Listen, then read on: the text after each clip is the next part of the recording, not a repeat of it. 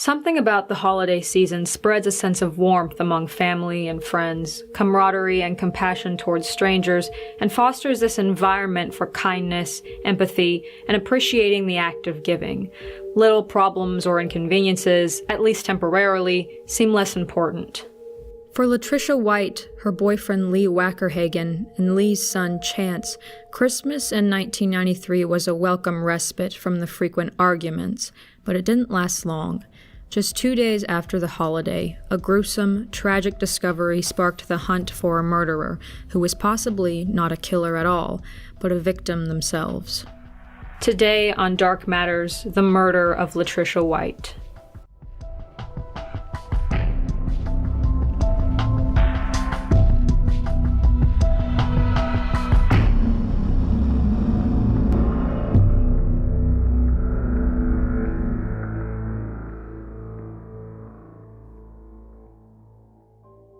Latricia White's life wasn't the typical American dream many picture, but for the most part, she seemed content with life.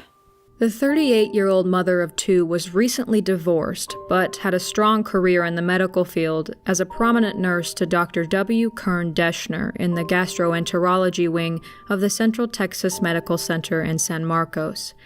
Since the summer of 1993, Latricia had been living in an apartment in the nearby town of McMahan with her boyfriend, Lee Wackerhagen. Lee, known as Dub by his fellow truck drivers, divorced in 1990 from his previous wife, Gay Williams, who was also the mother of Lee's 9-year-old son, Chance Wackerhagen. Gay had full custody of Chance, but she allowed him to stay with Lee and Latricia for several days at a time. Unfortunately, that meant Chance often witnessed or was the center of arguments between the couple. Their frequent fighting was mainly the result of Lee's controlling and jealous nature. Constantly under baseless suspicion that Latricia was being unfaithful, he expected to always know her plans and kept tabs on her at all hours of the day. Allegedly, when Lee had too much to drink, his jealousy morphed into abusive rage. His ex-wife, Gay, had also been on the receiving end of his abusive and controlling behavior. She said, "I saw that he was a good man when I met him, and when I left him, I was scared to death of him. He had a temper. He treated my oldest boy terribly, and I was scared." It seemed the cycle was continuing into his new relationship, and Latricia was no stranger to his outbursts. During the holiday season in 1993, Chance arrived at Latricia and Lee's apartment on December 17th with plans to return to his mother on Christmas Day. But nearly a week after arriving, the first big argument broke out. After Chance left the kitchen faucet on, causing the sink to overflow, Latricia and Lee engaged in a shouting match, and Lee even packed his bags and left with his son. However, the hostility between the couple didn't last, and they returned not long after. It seems the space allowed the tension to ease, as when Chance called his mother on Christmas Day, he sounded happy and ecstatic to play with his new presents. He asked if he could stay a while longer with his dad, and Gay agreed, telling him to call her to set up a return date. But Chance would never call, and it would be the last time Gay would ever speak to her son.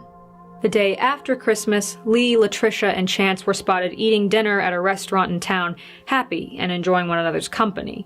From all outward appearances, the holiday cheer facilitated a ceasefire between the couple. But the next day, a horrifying discovery would spark a decades-long, tragic mystery. On Monday, December 27th, Latricia's co-workers grew concerned as the day went on, and she never showed up for her shift and never called in. Latricia's father, Jack White, also found this troublesome, as he hadn't spoken to his daughter in over 24 hours. Later that day, Jack entered her apartment hoping he would find his daughter sick in bed, but instead came across his worst nightmare. Latricia was dead. She'd been shot 6 times in the head with a .22 caliber revolver, though it appeared as though she hadn't struggled. Jack screamed for his daughter over and over to wake up, but upon touching her cold skin, he knew she was gone. Nothing in the house was amiss or missing, with the very large exception of Lee and Chance Wackerhagen, who were nowhere to be found. According to one news source, the only sign of either of them was Chance's footprint in Latricia's blood, which led authorities to believe the young boy might have witnessed the murder or its aftermath. The medical examiner determined Latricia was likely killed in her sleep on the 26th after the family was seen eating at the restaurant. Investigators wondered if tensions had snapped after the family returned home and if Lee was responsible for the gruesome murder. The crime scene seemed to confirm the motive was fueled by a personal vendetta, as 6 shots to the head seemed excessive and nothing was stolen from the house.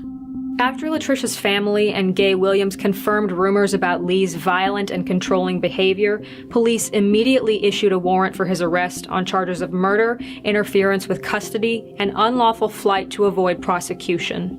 3 days later, police thought they caught a lead when Lee's green 1986 Ford pickup was spotted in a field in East Austin, Texas, nearly 30 miles away from the apartment. Upon arrival, however, authorities found the vehicle abandoned. Inside, they recovered Lee's wallet and checkbook, along with his hunting rifle, which had not been fired. But perhaps even more alarming were the items in the bed of the truck.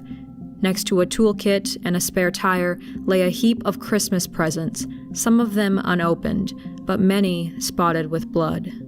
The police fully suspected the blood was Latricia's, which is why it came as a shock when the blood type didn't match the murder victim. And the amount of blood also didn't indicate a life-threatening injury, but whether or not it belonged to Lee or Chance, or someone else, couldn't conclusively be determined.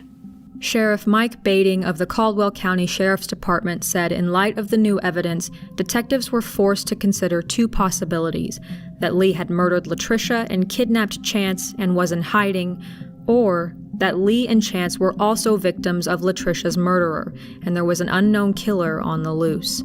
If the second possibility was true, and Chance and Lee weren't already dead, then they were certainly in danger. After 4 months with no new leads and not enough evidence to support the theory that Lee was also a victim, he was formally charged with first-degree murder, and the warrant for his arrest remained. And around the time the case began to grow cold, Chance's family received a disturbing phone call. In early 1994, the phone rang at the home of Chance's maternal grandfather, O.P. Williams. Williams picked it up, maybe hoping for good news, or perhaps not even thinking of his missing grandson at the moment. But what he heard sent chills down his spine. The person on the other end of the line uttered, "Help me." Before he could even react, Williams said he heard the phone jerked out of the caller's hand and slammed down. Shaken, Williams immediately turned to his wife and said, "That was Chance." A distraught Williams wholeheartedly believed his missing grandson had somehow managed to contact him, and he was in imminent danger. While Lee's family hoped Chance was still alive, they thought the call was merely a cruel prank. Authorities were not able to confirm its legitimacy, so it is unknown whether the call was a hoax or if Chance truly was in danger, reaching out to his family. The various speculations concerning Latricia's murder and Lee and Chance's subsequent disappearance mainly fall under 2 theories. The first theory hypothesizes that Lee murdered Latricia, and that in the hours following, he kidnapped or harmed Chance and was still on the run as a fugitive, possibly using the alias Doug Walker or going by his nickname of Dub. For years, Latricia's family and the police leaned heavily on this theory, suspecting Lee's jealous, abusive outbursts finally resulted in him committing the unthinkable, and that he was still alive and managed to escape justice. It is possible Chance witnessed the murder and Lee kidnapped his son in order to silence him or take him into hiding with him. However, since there was no conclusive evidence that Lee or Chance were injured, authorities treated it as a murder abduction, and the warrants for Lee's arrest remained active for over 2 decades. So was Latricia's death a domestic dispute turned deadly, a calculated murder by a jealous boyfriend, or something far more strange? The Wackerhagen family, along with Gay Williams and Chance's maternal grandparents, believed that Lee and Chance were also victims of Latricia's unknown killer, and were either taken or murdered. Despite Lee's explosive temper, he had no criminal record to speak of, and while Gay and her eldest son had experienced Lee's abuse firsthand, she didn't believe Lee would have hurt Chance. Many of Lee's friends were in utter shock that he was even considered a suspect. If this theory is true, though, we have even more questions and less answers. Who was behind the murder, and why was Latricia shot an excessive number of times? Where is the murder weapon?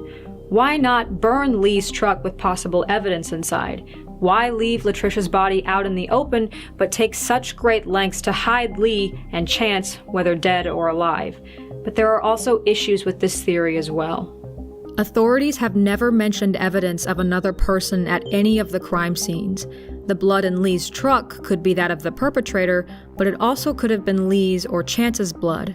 Also, if Leigh and Chance were home at the time of the killing, there likely would have been a struggle. 6 gunshots aren't easily ignored. It is possible that Leigh and Chance were out while Latricia was killed and were ambushed and taken by the killer upon their return. But if this is true, the killer likely would have had to force entry, which might have roused Latricia from sleep and caused a fight. Then we have to entertain the possibility that Leigh or Latricia knew her killer and let the murderer into the house willingly. It's important to note that at this point, neither of these theories can be confirmed, but recent developments have taken authorities in a surprising direction. Hopefully they are on the right path to solving this case. Latricia's death left family, friends, and her 2 children devastated. But in honor of her life as a mother and a nurse, a memorial trust fund was set up for her children, as well as a scholarship, which would be awarded to a graduating high school senior who planned to enter into the nursing field. In relation to the investigation, the television program Unsolved Mysteries ran an episode on the case in February of 1995, hoping more exposure might push the investigation along. While the show certainly brought the case more exposure, there were no new leads, and in 1999, tragedy struck the Wackerhagen family again when Leigh's father committed suicide. For over 2 decades, web forums on the subject were tragically barren, since so little information was provided to the public, and police couldn't progress with solving the case. However, in the spring of 2016, the case was reopened after new developments. Authorities announced that they had acquired evidence suggesting Leigh and Chance were both victims of foul play, but they still believed Latricia was most definitely killed by someone closely associated to one or more of the victims in a crime of passion. Law enforcement, along with family and friends of all affected parties, hope that an arrest will be made, or at least that they will find closure. The Kingsville Crime Stoppers in Texas are offering a reward of up to $5,000 for any information leading to Chance Wackerhagen's whereabouts, and they can be contacted at 1-877-553-2374. Again, that's 1-877-553-2374. Also, if you have any new information on this case, there are 5 other phone numbers you can call listed in the description below, if you do have information on the disappearance of Leigh and Chance Wackerhagen and the murder of Latricia White. No matter what you choose to believe or what you speculate, I ask you only for respect in the comments. And remember, friends, while these may be dark matters, the darkness always matters. Thank you for watching the video, and if you haven't already, be sure to click on the video on the screen now to head on over to Rob Dyke's channel for an episode of Twisted Tens where he and I tell you about 10 unsolved Christmas time mysteries. This is one you definitely won't want to miss, so head on over, stay safe friends, and have a good night.